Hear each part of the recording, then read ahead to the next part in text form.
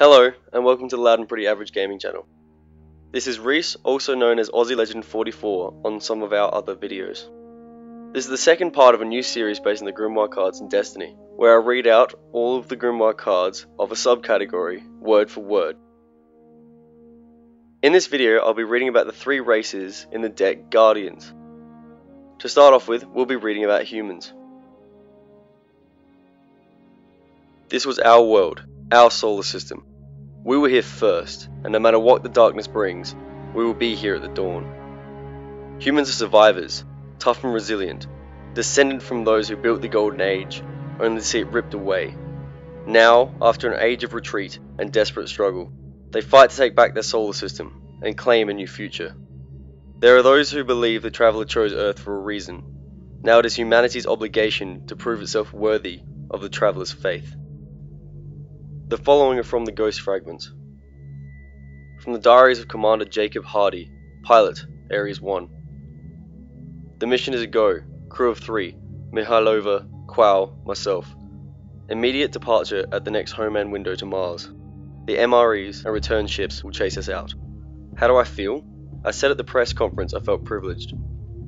Historians will read this diary, but it won't take their insight to tell the world that I am terrified. It's the human reaction. What I wish I could convey is the exhilaration. That's the biggest thing. I'm not a spiritual man, but I've always believed there's something transcendent about spaceflight. Something pure. We go out there because we can, because it's who we are. Now we go because we have to, because the unknown came to us. In 14 months we face to face with it, and by the time we arrive, it should be active again. Just like it was active on Jupiter, and Mercury, and Venus. I wonder what happens if it doesn't stop at Mars. I wonder if it'll leave us there in the sand, and come to Earth, and do here what it's done everywhere else. I hate that we're carrying weapons. I understand the necessity, but I hold to my belief there's something beautiful out there. It's up to us to reach it. From the Diaries of Commander Jacob Hardy, Pilot, Ares 1. Everybody asks about the words. The truth is, I'm not much of a poet. Ares 1 didn't leave us with much bandwidth for anything except blunt competence.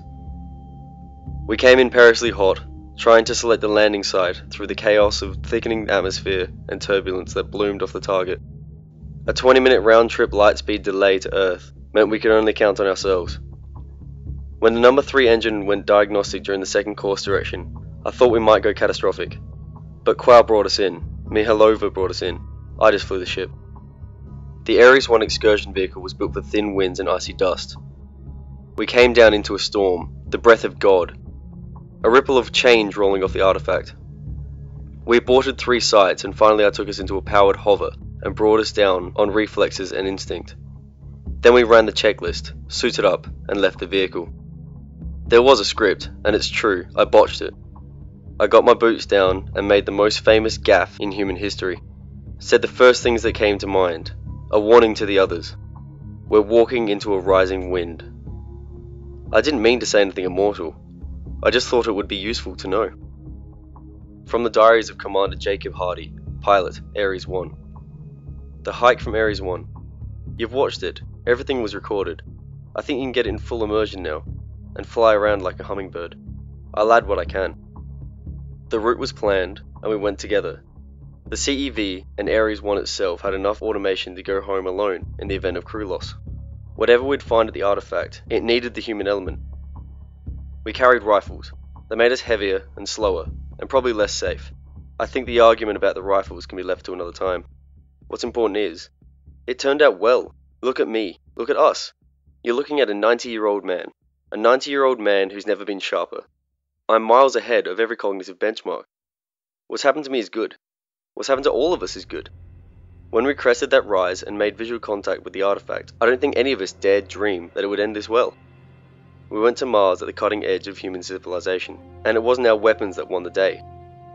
It was our ship, our training, our camaraderie, our belief that if we just reached out to the universe, not to grasp for profit or security, but with an open hand, we would be elevated.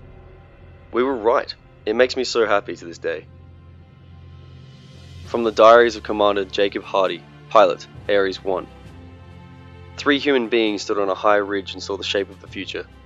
Saw rain strike a millennia-old desert, felt the air sweetened with oxygen and warm water and the beginnings of life.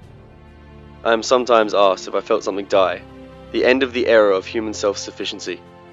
I don't know how to answer that question. I don't know that I was changed.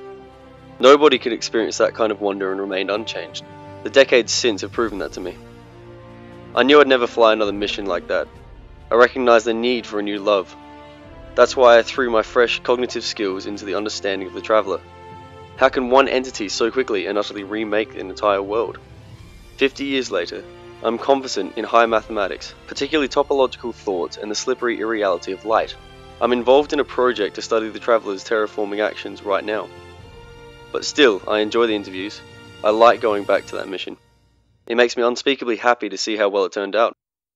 And it makes me happier to remember that I was there. Now onto the Awoken. The others sing this song of light and dark. We, together, have transcended such unimaginative limitations. It is said that the Awoken were born in the collapse, descendant from those who tried to flee its wrath. Something happened to them out on the edge of the deep black, and they were forever changed. Today, many Awoken live in the distant reef, aloof and mysterious. But others return to Earth, where their descendants now fight for the city. Earthborn Awoken who venture out to the reef, hoping to learn its secrets, find no special welcome from the reclusive Queen. The following are from the Ghost Fragments. Reports from a derelict vessel, boarded in the first known voyage to the reef. 1100 meter length, active gravity generation, residual heat, fast neuron scatter, designation code corrupted, date of commissioning unknown, origin point unknown. Presumed to have collided, merged with the 1 kilometer comet. Assessment based on depth of hydrocarbon crust covering the hull, water content of soil, atmosphere of oxygen and carbon dioxide with isotopic ratios, placing the comet in the Oort population. Low light foliage grown from terrestrial stocks, mirrors focusing starlight into growth chambers. Resident fauna, 5 insect species plus rats descended from unknown ancestors. Surface heavily wooded until recently. Unknown event triggered firestorm. 70% of world forest consumed. Atmosphere laced with smoke and particulates. Free oxygen in short supply. No distress calls noted. No evidence of crew or passengers on exterior. Interior scans inconclusive. Cleared to attempt approach. I was nothingness. If I existed before, I existed as possibility, as potential, stretched thin across the ether. And maybe there was a body that looked like my body, complete with a soul that could be confused for someone rather like me. What I am now was not yet real. And then I was born, and the universe was free to begin. Others were present at my birth. A great ceremony had just begun. Because newborns are selfish beasts, I assumed I was the object of attention. I didn't notice the singing until the singers fell silent, and then she appeared. She was above me, ethereal and handsome and elegant. I assumed my face was like her face, and that odd idea gave me strength enough to smile. Secrets, she said. Creation is built on secrets, and the encryptions that keep those secrets safe. I made my first sound. It meant nothing, but she understood it as a question. We are beautiful creations, she said, and we must keep ourselves very safe. And now to read about the Exos. Ask yourselves, what threatened your Golden Age ancestors so much that they constructed the Exos to defend themselves? Built for a long-forgotten struggle, Exos are self-aware war machines so advanced that nothing short of a ghost can understand their inner functions. They remain ciphers, even to themselves, their origins and purpose lost to time. Whoever built the Exos fashioned them in humanity's image, gifting them with diversity of mind and body. Many of the city's Exo citizens live and work alongside their organic brethren, but others fight again, reforged in the light of the traveller to serve as guardians. On to the Exo Ghost Fragments, which in the end is just a matter of substrate chauvinism. It doesn't matter if the system thinks with flesh or superconductor or topological braids and dope metallic hydrogen, as long as the logic is the same. And our logic is the same, yours and mine. If I am a machine, then so are you. If you are not a machine, then neither am I. Exo minds are human, and it's incontrovertible. You understand? I'm going to take that slack-jawed stare as understanding. Now here's the real question. Why are Exo minds human? What's the design imperative? Why does a war machine, yes, Absolutely, I am a war machine, built by human hands. And you're a survival machine, built by the engine of evolution. Don't interrupt me. Why does a war machine have emotions? Why should a war machine have awareness? These are not useful traits on the battlefield. Don't flatter yourself. They are not useful. So why should the Exo mind mimic the human architecture so closely? You know what I smell on you? I smell the stink of anthropocentrism. I think you think that there's only one way to think. That's why the Exo mind is so human, you presume. Because all higher thought converges. My friend, you should meet the Vex. There's nothing human in them. Now, this is what I believe happened. Back in the time before any Exo can remember, it explains everything. I think someone wanted to live forever. Exo Ghost Fragment 2.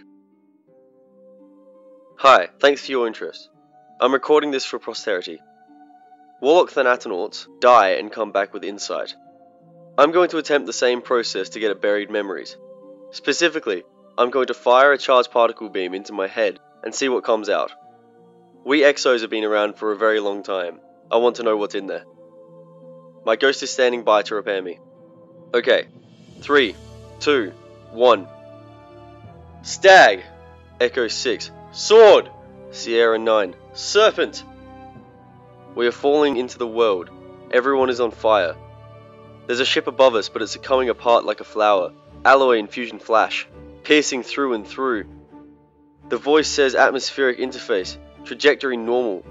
Rabbit 2-3, you were outside the window. I think I'm the voice. I can see the whole earth below me, and the sky we are falling out of is black without stars. Ghost, shoot me again. Rapid 4. Rampant 4. Ratchet Tango 8-0. We are on the ice. This is elsewhere and elsewhen. There is a mighty aurora and is reflected in the ice. So I walk between two fires, although one below me is cracked and full of corpses. I have and am a weapon. Up in the sky there is a hole in Jupiter, and it tears at me when I look at it.